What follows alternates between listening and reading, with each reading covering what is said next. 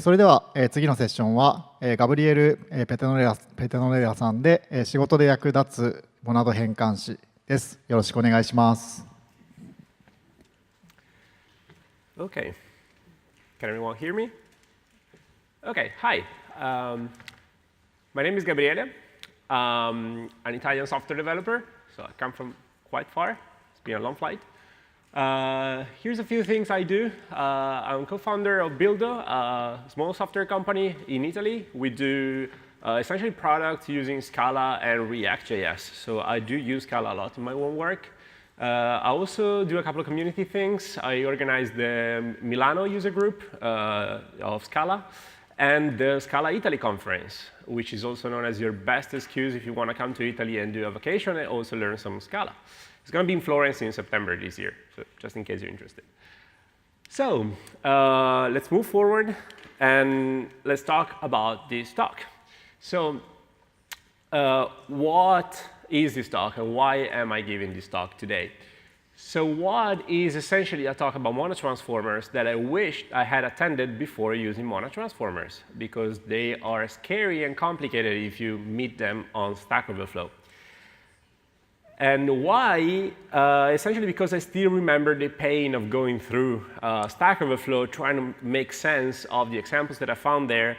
And I still know the feeling, and I hope I'm able to convey what it means to get through learning this concept at first. OK? So I essentially just said this slide. OK. So everything actually started from a question which served as an inspiration for this talk. And the question is not a very profound or philosophical question. It is a Stack Overflow question. So the question goes like this. It's a rather simple question, actually almost silly. The original poster of this question said, OK, I have a future of a list of integers, and I want to map over the final list. But in order to map on the final list, I need to map on the future, right? Because future if it returns a value, then you need to map over it in order to access the inside value, and then you can map on the list, which is fine. I mean, we do it all the time. So the question was, can we do any better? And it's a difficult answer to give.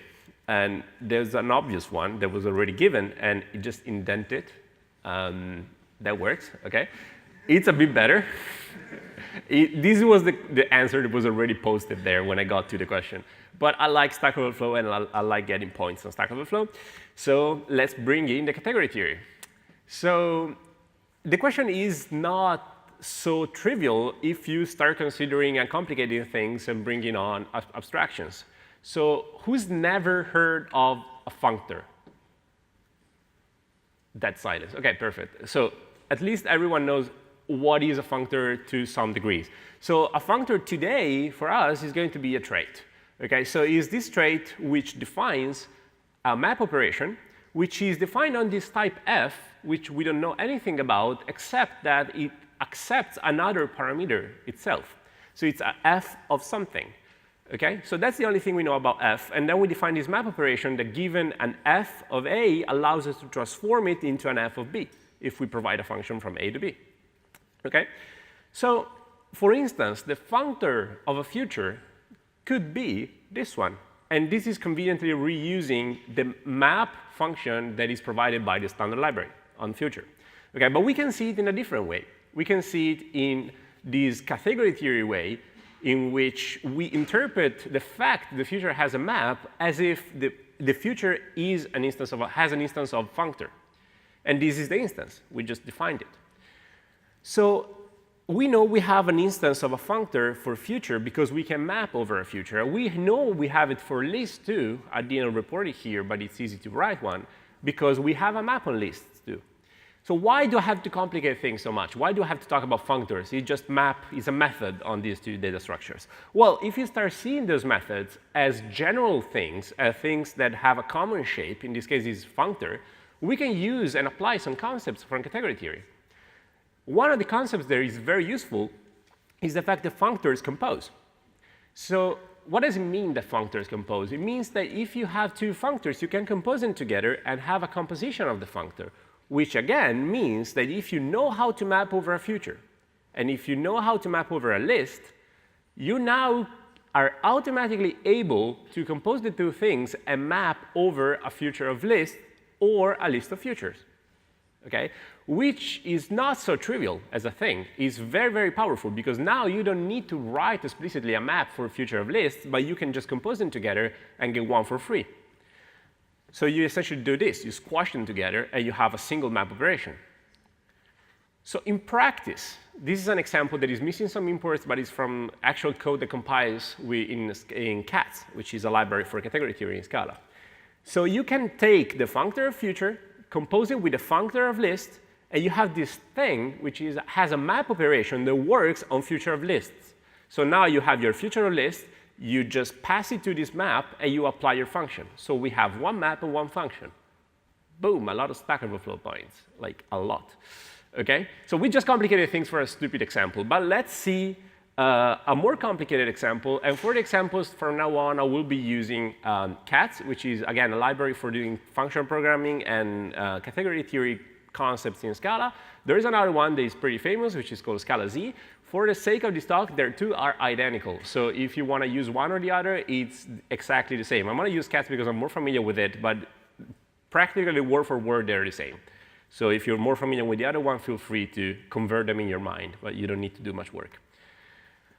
So let's talk about flattening for a second, which is something that happens really often. I mean, we saw map, right? We map over things, and if we produce values, we have a new value. So if we have list 1, 2, 3, then we map, we do +1, we have list 2, 3, 4. Very exciting.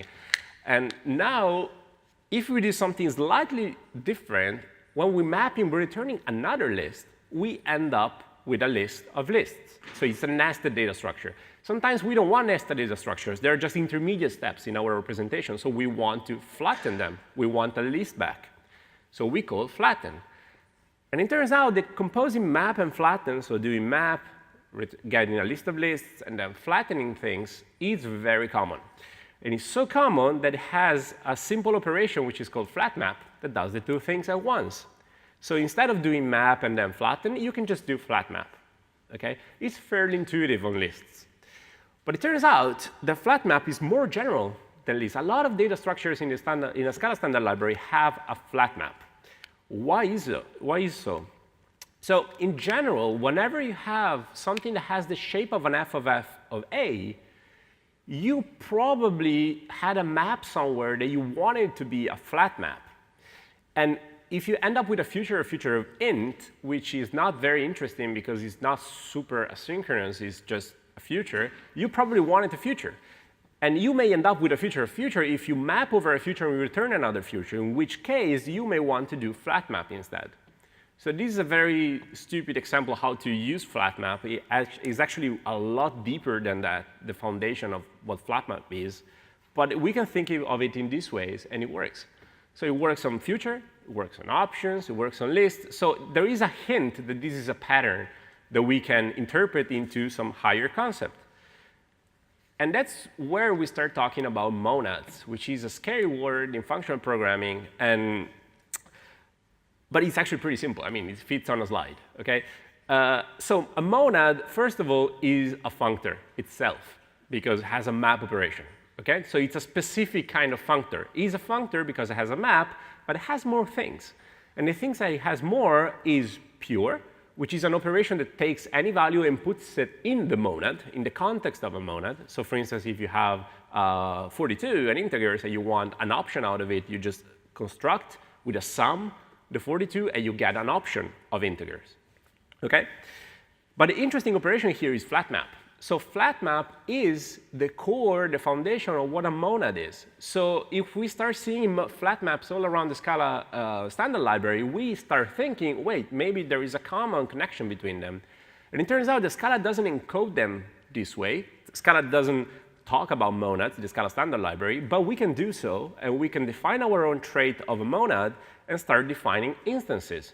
Okay? For instance, we can have an instance of a future, an instance of a list, an instance of an option, and a few other useful things. So let's take a less contrived example and see where flat map gets very, very useful. So we have a user, we have an address, nothing very, very interesting. The user has a name, the address has a city. They're both strings, because why not? So suppose we have two operations. One is get user, and the other one is get address. And the two operations are asynchronous. They return a future. One returns a future of user, the other one returns a future of address. So in order to retrieve the city, which is a property of address, from the name of a user, you need to retrieve the user first, and then you need to retrieve the address. And then you can retrieve the city. So what you do here is that you need to have a specific order concatenation of these operations. And this is where flat map becomes really, really useful, because you have a future, which is get user. You call flat map over it. Then you have a value back if everything is all right. And then on that value, you can call another future, another method that returns a future, which is get address. And then you can map over it and get the city out. So you notice here that since inside the result of a future, we're calling another future, we need to chain them together using flat map.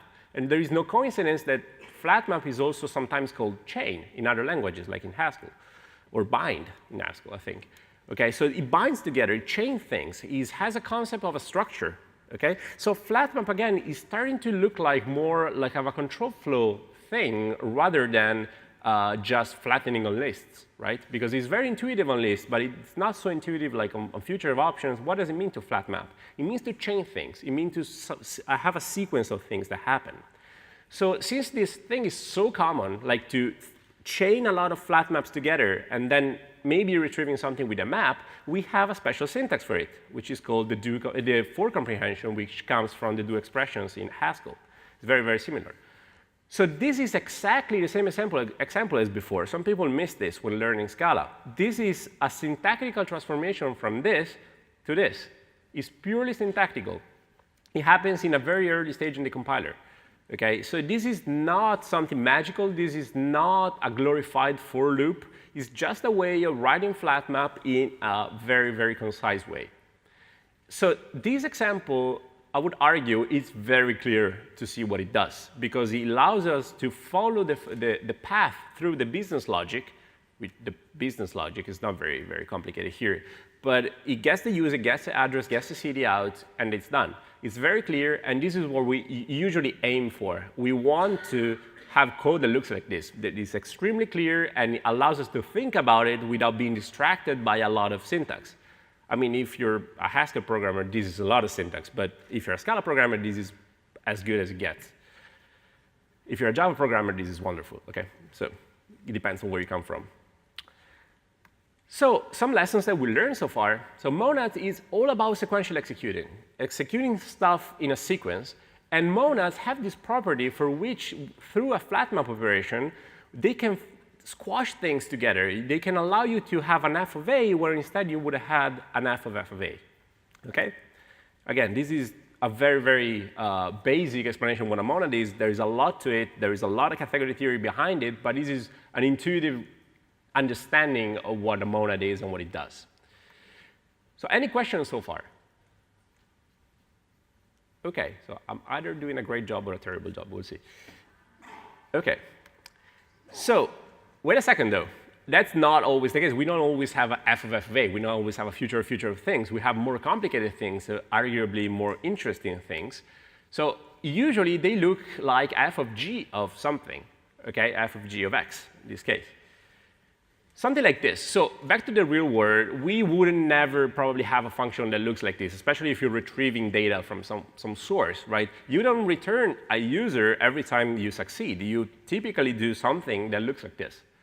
Okay? This is a very, very common encoding of something that is asynchronous, but it can also return successfully without any data, because the user wasn't there, because the name didn't exist in the database, and so forth, and so on and so forth. Maybe the user didn't have an address. So now the get address function returns future of option of address. So now it gets more complicated, because this code doesn't compile anymore. And the reason why it doesn't compile is pretty obvious if you think in terms of flat map. Get user returns an option. And now get address wants a user. So we instead have an option of user. So there is a type mismatch. It doesn't compile. It's expected user, we want an option of user. Actually, yeah. We wanted user, and it was expected, and we gave an option of user. So this doesn't compile anymore. There is a very simple way to make this compile, which I would recommend against it, which is doing a lot of get. This compiles, and it also explodes very nicely at runtime. So don't ever do this, unless it's Friday. So you need to deploy code in production. So don't do this. You probably, if you had this problem, I mean, I had this problem like a million times when I started working with Scala. You have a future of something, and then you want to compose it enough for comprehension, and then you essentially end up doing something like this, right? Oh, wait, I have a user, but it's maybe a user, so I need to check whether the user is there. I destructure on the maybe user. If it's a some user, you get the address out. You do a lot of things that I don't know about, map, and then wait, if the user is not there, we're in the context of a future, we need to return a future.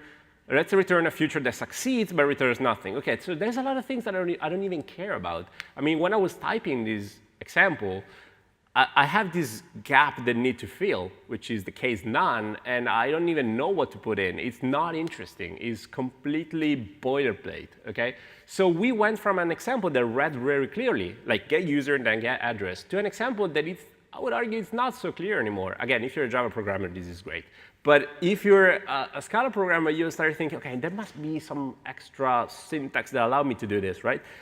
Because now the get address and then get the cd function is lost in the code. There's a lot of boilerplate around, and this is just 2 functions, OK? This is just 2 functions that we're composing. Imagine if there were like 4, OK? So this gets really, really bad really quickly. What we would really want is some kind of magical syntax that does this for us, right? You get the user, and then you get it again because it's an option, and then you move forward and you do this, right? So is this a syntactical problem? Is this Scala missing some extra errors for comprehension? Well, actually, it turns out it isn't. And let's start looking at this from another perspective. And you may have guessed it, we introduced the concept of monads because we want to talk about these things in general. We don't want to talk about future, get user. We want to talk about monads in this case. So what we're doing here is try to do a flat map on get user and try to do a flat map again on maybe user. So this is extremely similar to the previous example, to the original question of this talk, which was how can we have a single map function? Here the question is how can we have a single flat map function? I know how to flat map on a future. I know how to flat map on an option. Can I just compose the 2 together and get away with it? So essentially, what I want to do is like interpret future in terms of monads, interpret option in terms of monads, have a flat map operation, get a monad of the joint thing, or the composed thing, and then get my flat map out of it. Can I do this, essentially? OK? Can I get a monad for future of option? It turns out you cannot, not generally at least. You cannot just take any 2 monads and compose them together and get a flat map for free. You can do that with functors. You definitely can do that with functors, but you cannot do that with monads because monads do not compose. You may have seen this sentence around. I'm going to try to analyze what it means because monads do compose specifically, and we'll see that in a second, but they generally do not compose. If you have time and a lot of patience, you can go through this blog post, which is extremely succinct and short, and it explains why with code. So try to implement the composition of a monad, and it will become obvious why it cannot be done. There is some point you're like, OK, I'm stuck. And you're stuck for good reasons, theoretical reasons. So what's the impossible part? The impossible part is essentially writing the second function, which is what the blog post does. So you have 2 monads. You don't know anything else. And you want a monad of the composition of the 2. And you just cannot do that. You can easily do that with functors. So with functors, is like saying you have 2 positive integers, OK? And you add them together. What do you get? A positive integer. That's obvious. That's a rule that always stands. You're guaranteed to do that. If you have 2 functors and you compose them together, you're always able to do it. And you always have a functor back. You cannot do the same with monads. Sorry. But generically, you can't do that. But you definitely can do that specifically. And if you know the monads you're talking about, you definitely can compose them. And we actually already done it. We were doing that before in our example. We had a flat map applied on a future, and then we destructured the option, the result, and we applied that to the result. That is essentially composing 2 monads together, because we're composing the 2 flat maps of the 2 operations. So it can be done, of course, otherwise we wouldn't be doing any work, but it cannot be done in a smart way, like generically, like, hey, I have these two things. I have this general function that composes monads. That doesn't exist and cannot exist. But let's look back at the monad interface, right? So we can do something here to simplify our example, at least. So here the problem is that we're doing composition inline. Can we do composition in a smarter way so that we can reuse at least a bit of composition, the fact that I know how to compose future and option? And in order to do so, you want to write a monad for future of option. You want to write an instance of monad for future of option. Except that future of option doesn't have exactly the right shape. We need something that has a shape of f of something, f and a whole. And future of option has a shape of f of g of something, which is very similar, but Scala gets confused. So let's wrap future of option inside this new data structure that only serves the purpose of making it of the right shape. So we can use this data structure instead, and we can extract the value when we're done composing things. OK? So we call it foot opt. And this is the foot opt monad. I'm not going to go through this right now, but it's a slide. In cats, you actually need a tailrecm function that I am omitting here. That's a purely JVM-specific thing, which is not very interesting right now. But it can be done. I've done this, so it's easy. Okay? I'm not able to write more complicated code than this. So this is very, very easy, trust me. And let's use it. And we can just this is the same example as before. And now, instead of doing inline things, we can just wrap get user and get address around this foot opt. And now, magically, foot opt has a flat map because we defined an instance of monad for it. You need an import for cat syntax in the beginning, but it works. I'm going to share the whole code from GitHub later. And so foot opt here helps us in making this code concise again. It's now, again, clear what is happening in the code. And then if we want an actual future of option back, we just call dot value on the final result, and we get it back. OK? Sounds reasonable? So we're optimizing our specific case and our specific knowledge of how to compose future and option. We're composing then and embedding the knowledge into a function, which is the instance of a monad, because it's convenient, because it's an interface that is already there for us to use. And then we use the fact that Scala happily puts anything that has a flat map inside of for comprehension, and we're using that fact. So what if our problem, though, is slightly different? What if instead of having a future of option, we have a list of option? OK? Centric. So let's wrap the list of option to give it the right shape, list opt. Here in this case, let's write an instance of list opt. And once you do this thing twice, you start noticing some patterns. You start noticing that these two implementations, they look very, very, very similar, don't they? OK? So let's go through the implementations here and see what changes, right? This is the core of generalizing things and abstracting it away. You realize what is not changing between the two functions, and you try to extract information out of it. So let's take a look at pure. So pure, in the list opt monad, is essentially pure option, pure list. So you take the value, you apply pure to it, and then you apply pure to list. Okay, here I'm using the cat syntax, which allows me to call dot pure, but you could just do wrap a with a pure. So the foot opt implementation is essentially the same. We're just doing pure of future instead of pure of list. So there is nothing specific that you know about future list here. You just know they have a pure method. But of course, they have a pure method because they both are monads. So they have an instance of it. So they have a pure method. They have a pure, they have a map, and they have a flat map. So pure is OK. You can generate any pure from any two monads. That's not the hard part. Map, obviously, since it comes from a functor, you can always get a map out of two monads because map composes easily. Okay, so again, if you take a look at implementation, there is nothing specific other than calling map on these two data types, neither here or here. Okay, so pure and map could be derived easily. So the issue is with flat map. So with flat map, what we're doing here is calling flat map on fa.value In this case, fa.value is a list. In this other case, fa.value is a future. But we don't really care because flat map, again, is an operation that is given on any monad. So there can be anything, and that will work. And again, we call in pure on list at the very end. And then we call in pure on future at the very end. Again, no problem. I mean, future is an operation that is given. So what is that we need to know apart from the fact that these two things are monad? What is the specific information that prevents us from composing any two monads together? And we will see here that in the case of option is the knowledge of how the option is composed. What does it mean to compose when you have an option? And when you have an option, you need to match on the option. You need to analyze the two cases that compose an option, if it's a sum, if it's a none, and then do the appropriate thing in the two cases. And I cannot generalize that. Okay, that's the part that is very specific to the core of what a monad does and is. So the general idea, the feeling behind this is that flat map is essentially a control structure, right? So it allows us to do concatenation of operations and to do things based on the value of the previous computation.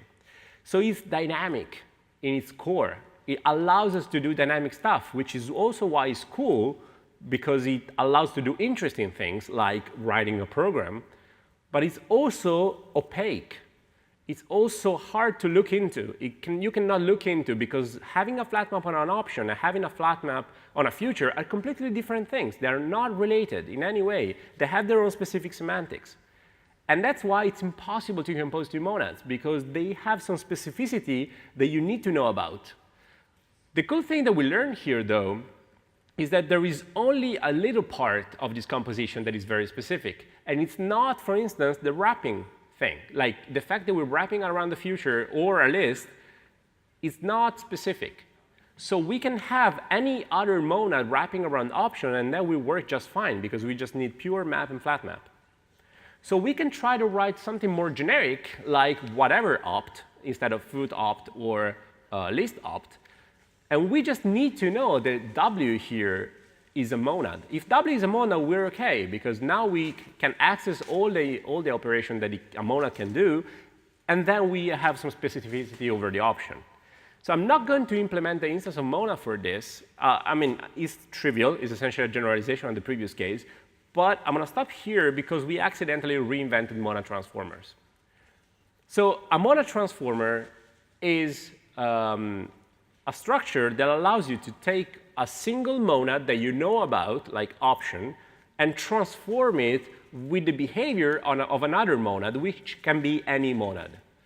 So we're going from a problem that started as essentially the Cartesian product of two things, which is quadratic, like you have all the possible monads and you need to have the composition of everything together, with a problem that is essentially linear, because now we can decide on a few monads and then you can compose anything with them. So the complexity is on the number of monads that stay inside.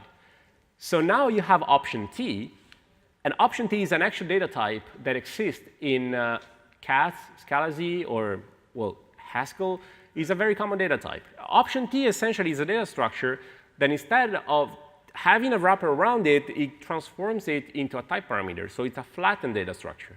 So this is a general thing, we'll see in a second, but we can start using it as we were using fut opt before. So you can just use option T, wrap it around, has an apply method, you wrap it around your future of option thing, and then you can compose things together because you just gain a flat map automatically. The cool thing is that if getUser were returning a list, you could do the same thing here. If getUser and getAddress were both returning lists, you don't need to write another one. You just use option T, because as long as the inner thing is an option, the outer thing is a monad, you can just move around and compose these things. So in general, the pattern with monad transformers is you have a wrapper kind of thing, like foo and bar and x, and you take the foo, you put it inside in an extra type parameter, and then you have the bar T, okay, where T stands for transformer, and you're transforming with foo. Okay, so it's a way of flattening even the data type. So let's take another example here. We have getUser, getAge, and getNickname. And they all look similar in the return type, which is what I want you to pay attention to, but not quite. I mean, there's always a future or an option involved. But the first one is a future option, which is our favorite type today. And The second one is a future event, it's missing the option, and the third one is an optional string, it's missing the future. So here is where I want you to know that model transformers are very cool for doing certain things, but they have some severe limitations. So don't go home and start using model transformers everywhere, because you're going to run into these problems we're going to see in a second. So suppose you want to compose the three operations together, and you learn the trick. So you just option T everything, okay? And that doesn't work. Option T is very picky in its apply method. It wants a future of option exactly. It doesn't work around these differences. You need to work around the differences in the return types explicitly. So of course, if you have a future of int, you can get a future of option of int. You just map over it and you wrap it with a sum, right? Or essentially you invoke the pure method of option. And option, if you have an option, of course you can wrap it around the future and get a future of option. So there are combinators to do this work of matching the right shape with option T, which are called lift F and from option. Lift F essentially takes something that has the form of F of something and puts an option in between. And from option, well, it's obvious. It takes an option and works and returns an option T. So we started seeing, this is getting not pretty, okay? So this started out as pretty, very streamlined, very easy to understand what it does, but sometimes you start doing these tricks in which you need to do lift F from option, and you have to match the right shape. So it starts to defeat the purposes of using model transformers, because they're very cool for reducing the boilerplate and combining operations together, but if you need to work to get there, then you start adding boilerplate again. So let's take a final example, which is more realistic, and let's see whether we can use model transformers to solve this, and there's going to be a few gotchas out of this. So we need to check that a user exists. We need to check that it can be updated, and then we update it. Okay? This is like a crude operation on a database. So the naive way of doing this is you have a check user exists function that returns a feature of option of user. We just check whether it exists, and we return it back if it exists. We have a future Boolean because this is an asynchronous validation, and we have a future user for the update because the update cannot fail. So you just go there, and if something fails, the future fails, but you will always return a user if the future is successful. So this is the naive way, where you just write types the way you feel about them. Then you try to compose them together, and you end up with something like this. I swear I tried to make it better, and it's hard to make it better, because there's a lot of weird types that you need to work with. You need to check the user exists, you flat map, then you maybe have a user, you match on it. Again, it's the same problem that we saw before, just in a more realistic example, and it's really bad. I mean, I had code like this in production. I mean, it's fairly reasonable if you're a Scala programmer to write code like this, but I would argue it's not very good. And also, you need to explicitly handle the failures as you go. So you have a future successful or none there inside, which is when the user cannot be updated. And then you have a future successful or none outside, which is when the user doesn't exist. So you have a lot of explicit handling of things. So you can refactor these into little functions, but it's not going to get better significantly. Then, if you add more to this problem, again, going towards a more realistic example, in my code bases, I typically use either to return errors, because that allows me to return significant errors of my application instead of just failing because the data is missing or something. So I have my error, which is a case class, and now it's even worse, because now I need to handle the specific errors in line. It gets more and more complicated. Either is slightly more complicated than option, so this gets a lot more complicated. So let's start noticing a pattern, though. We have something around an either of A or B. And if you've been paying attention, this is what we're looking for. So there exists another model transformer around either instead of option, which is called either T. And following the model transformers conventions, we essentially add a type parameter to either, which is the F, which is the monad we're transforming it with. And we have these three type parameters data structure, which is called either T. And now let's take a little detour and do a little trick. Let's define a couple of type aliases. Okay, they're type aliases. They're very innocent. They're not a complicated category theory thing. They're just more convenient to work with. So, well, we have our myErrorCase class, use anything but a string. So myError is what I'm using in this example. So the first type alias is like, OK, we have either t, but we want to know to use a specific error, which is myError. So we fixate on the error. So now we're going from 3 type parameters to 2, which is this result t. Then result t still has uncertainties on which is the wrapper type. Let's say we want to use future. OK, so we go and type future there, and then we have this future result of A. So we go from 3 type parameters to 1, because it's more convenient to work with. OK, we decided that in our context, in our domain, in our application, we're using future result of A as a return type. Let's define a couple of helpers just to construct type of future result. So I'm essentially normalizing over the various lift t from either kind of thing using overloads. Not arguing this is a good idea, but makes the examples very clear. So now we can rewrite the functions that were part of our composition of our program before, or what we can call our domain in this case, to all return a future result. Why we want to do that, we will see that in a second, but let's concentrate on on what we pay here. Essentially, on the very bottom, so on the implementation of the functions we're using, we're paying a little price. And the price is that now we have to return explicitly a future result, which is an either t of future of a myError of something. So we need, for instance, here to return an either. So we need to specify that the user is the right case and the myError is the left case, is the error case. And we need to do similar things in the other functions. So we're paying a price. So this is not for free. We're paying a price on implementations because the implementations of the method got a bit more complicated. But the composition is much better, because now they all share a type. They all share the same shape. So they all have a flat map. They all have the same type. And you can compose them together. So this is a possible solution to some kind of problems.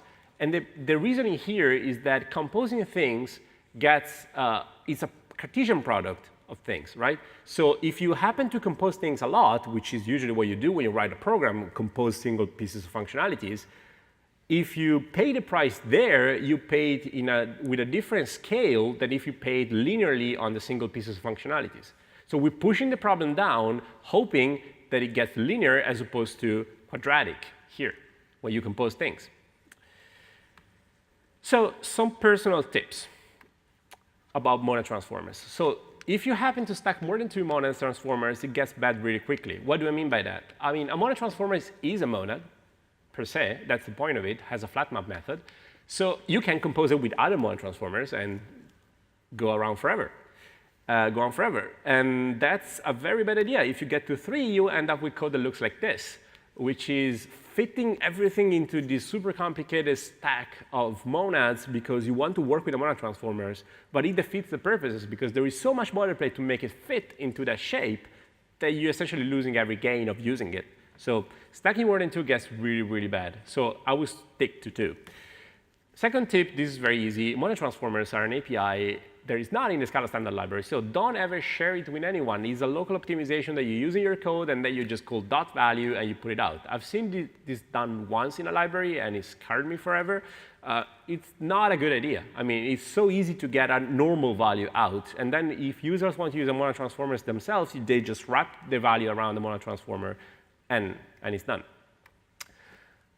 Tip number 3, performances. If you care a lot about allocations in your code bases, it's not a good idea to use monad transformers, but always benchmark your code. Essentially, the idea is that you do a lot of wrapping and unwrapping, so you're allocating a lot of things, and the JVM may choke on it if it's your problem. Again, if it's your problem. If you're like me and writing web services, you're vastly dominated by network time and database connections. So IO-bound and network-bound applications don't usually care about these kind of super optimizations. You don't care about a millisecond if your operations runs in the orders of the hundreds of milliseconds. But it's a good idea if your application has this kind of problem to double check before using monad transformers. Tip number 4, which is essentially the gist of this talk, they're a really cool trick. And some people in category 3 will kill me for saying that this is a trick. It's a very cool mathematical trick. But they're very, very local in their applications. They can make a single for comprehension very nice. They can make a single pieces of your application, like a specific domain that happens to have a very similar shape, very nice, which is the example that we saw before. You can force yourself to use the same shape and gain from monad transformers, but keep them local, okay? They're not a global approach. There are other approaches if you need to stack indefinitely monads.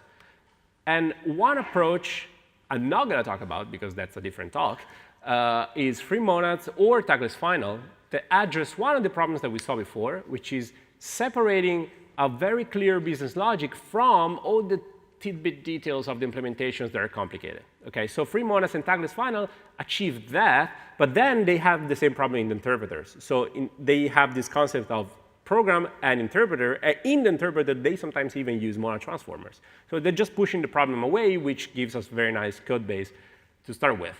And finally, F is kind of the silver bullet you're looking for.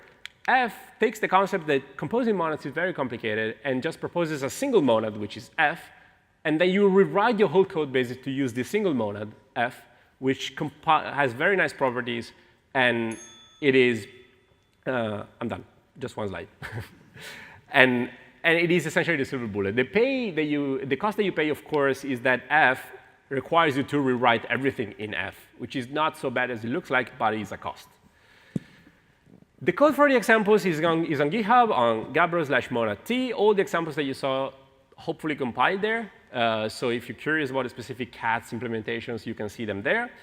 Otherwise, I'm done. Thank you very much.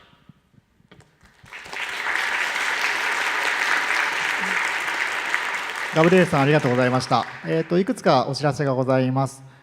まず翻訳レシーバーですね、会場の入り口で返却いただきますようお願いします。